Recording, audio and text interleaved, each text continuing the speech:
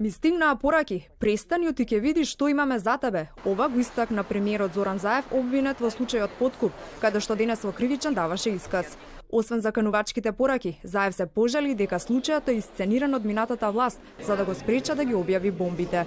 Очекува ослободителна пресуда.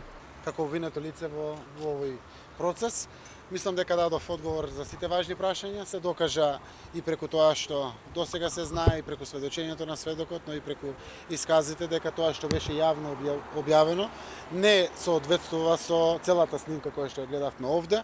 Веројатно тоа ќе си го утврди и самиот суд, но ја очекувам ослободителната пресуда за овој предмет. Премиерот успеа да одговори само на 2 прашања пошто дојде до технички проблеми со компјутерот, па судот даде пауза од 15 минути за да се реши проблемот. На прашањата повторно одговори дека не примил ниту денар мито. Следното рочиште за подкуп е закажано за 9 мај, кога ќе се гледа скратената верзија на снимката, што беше објавена на YouTube. Снимката денеска не беше пуштена во судница поради технички проблеми. Целосната снимка беше пуштена на минатото рочиште, но без присуство на јавноста. Исто така минатиот пат, Заев бараше снимките од пимерките да се пуштат јавно. Заев е обвинет дека како градоначалник на Струмица побрал подкуп од 160.000 евра од бизнисменот Иван Николов Сачевалиев.